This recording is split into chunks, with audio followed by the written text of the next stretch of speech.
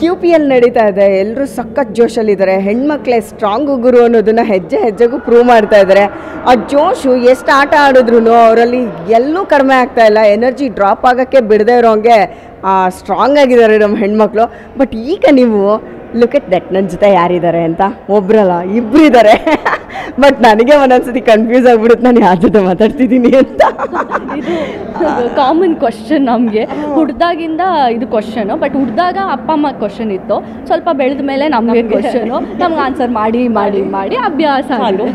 ಅದಕ್ಕೆ ನಾವಿವಾಗ ಏನು ಮಾಡ್ತಿದ್ದೀವಿ ಗೊತ್ತಾ, ಯಾರ ಹತ್ರ ಮಾತಾಡಿದ್ರು ಒಂದೇ ಕನ್ಫ್ಯೂಷನ್ನೇ ಮಾಡ್ಕೊಳ್ಳೋದು ಬೇಡ ಅಂತ ಹೇಳ್ಬಿಟ್ಟು ಈ ನಿಮಗೆ ಮಾತಾಡಿದ್ರೆ ಅವ್ರಿಗೆ ಮಾತಾಡ್ದಂಗೆ.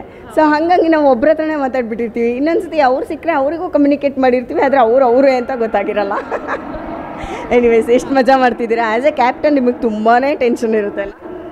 ಅದ್ರ ಬಗ್ಗೆ ಕೇಳಬೇಡಿ. ಡೇ 1 ಯಾವಾಗ ನಾನು ಕ್ಯಾಪ್ಟನ್ ಅಂತ ಆಯ್ಕೆ ಆದೆ, ಅಲ್ಲಿಂದ ಇಲ್ಲಿವರೆಗೂ ಒಂದು ಟೀಮ್ನ ಕಟ್ಕೊಂಡು ಇಲ್ಲಿವರೆಗೂ ಆ ಟೀಮ್ ಬರೋ ತನಕ ಬಿಟ್ಕೊಡದೆ ಪ್ರಾಕ್ಟೀಸ್ ಆಗಲಿ, ಕೋಆರ್ಡಿನೇಷನ್ಸ್ ಆಗಲಿ ಮಾಡೋದಿದೆಯಲ್ಲ, ಇಟ್ಸ್ ಟ್ರಸ್ಟ್ ಮೀ. ನಾನು ಇವತ್ತು ಈ ಕ್ರಿಕೆಟ್ ಅನ್ನೋದು ಟೂರ್ನಮೆಂಟ್ ಮುಂಚೆ ಆಡಿದ್ದೀನಿ, ಬಟ್ ತುಂಬ ಗ್ಯಾಪ್ ಆದಮೇಲೆ.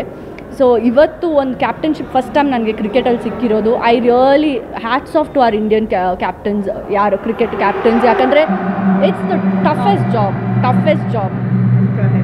ಬಿಕಾಸ್ ಅವ್ರು ಕ್ಯಾಪ್ಟನ್ ಆಗಿದ್ರು ಕ್ಯಾಪ್ಟನ್ ಅವರಾಗಿ ಎಷ್ಟು ಕಷ್ಟಪಟ್ಟಿದ್ದಾರೆ ಅನ್ನೋದು ನಾನು ನೋಡಿದ್ದೀನಿ.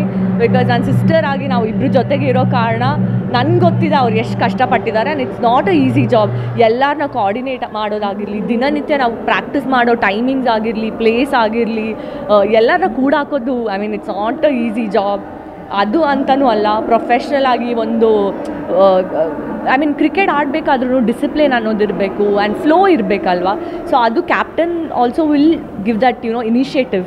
ಆ್ಯಂಡ್ ಐ ಥಿಂಕ್ ನಾವು ಅದನ್ನ ಕಲ್ತಿದ್ದೀವಿ. ಸೊ ಆ್ಯಂಡ್ ಅವ್ರು ಮಾಡಿರೋ ಆ್ಯಕ್ಚುಲಿ ಕ್ಯಾಪ್ಟನ್ ಜಾಬ್ ಅಂತೂ ಫ್ಯಾಬ್ ಆಗಿದೆ.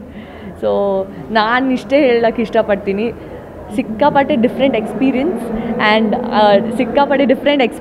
ಆ್ಯಂಡ್ ಅವ್ರ captain and vice captain. So ನನಗೆ ಇನ್ನೂ ಜಾಸ್ತಿ ಖುಷಿ. ಯಾಕಂದರೆ ಒಂದೇ ಟೀಮಲ್ಲಿ ನಾವು ಆಡ್ತಾಯಿದ್ದೀವಿ ಆ್ಯಂಡ್ ನಾವು ಯಾವಾಗಲೂ ಜೊತೆಗಿದ್ದವರು. ಹಂಗಾಗಿ ಇಲ್ಲೂ ನಾವು ಜೊತೆಗಿದ್ದೀವಿ, ಏನೋ ಫ್ಲೂಕಲ್ಲಿ ಹೆಂಗಿದೆ ಗೊತ್ತಾ, ಒಂದಕ್ಕೊಂದು ಫ್ರೀ ಅಂತಾರಲ್ಲ ಹಾಗೆ. ಹೌದು, ಕ್ಯಾಪ್ಟನ್ಗೆ ವೈಸ್ ಕ್ಯಾಪ್ಟನ್ ಫ್ರೀ.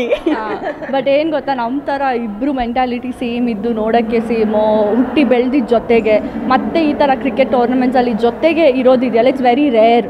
ನಿಮಗೂ ಕ್ಯಾಪ್ಚರ್ ಮಾಡೋಕ್ಕೆ ರೇರು, ಟೂರ್ನಮೆಂಟ್ ಅವ್ರಿಗೂ ರೇರು, ನಮ್ಮ ಫ್ಯಾಮಿಲಿಯವ್ರಿಗೂ ನಮ್ಮನ್ನು ಜೊತೆಗೆ ನೋಡೋದು ಈ ಥರದ್ರಲ್ಲಿ ರೇರು.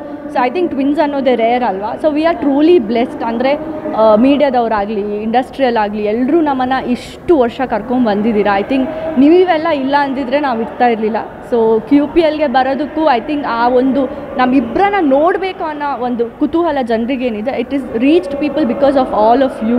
ಸೊ ಅದನ್ನು ನಾನು ಈ ಮೂಲಕ ಥ್ಯಾಂಕ್ ಯು ಹೇಳೋಕ್ಕೆ ಇಷ್ಟಪಡ್ತೀನಿ ಎಲ್ರಿಗೂ, ನಮ್ಮ ಫ್ಯಾನ್ಸಿಗಾಗಲಿ, ನಮ್ಮ ಮೀಡಿಯಾ ಫ್ರೆಂಡ್ಸ್ಗೆ, ಲೈಕ್ ಇದುವರೆಗೆ ಇವಾಗ ನೀವಾಗಲಿ ಎಲ್ಲರೂ ಎಷ್ಟು ಸಪೋರ್ಟ್ ಮಾಡಿದ್ರ to both of us. Ramachari ಆಗಿ ಆಲ್ಮೋಸ್ಟ್ 10 years ಆಗಿದೆ, ಅಂದರೆ 10 ವರ್ಷದಲ್ಲೂ ಇವರಿಬ್ಬರು ಇನ್ನೂ ಬೇಕು ನಮಗೆ ಅಂತ ಉಳಿಸ್ಕೊಂಡಿದ್ದೀರಾ. So thank you.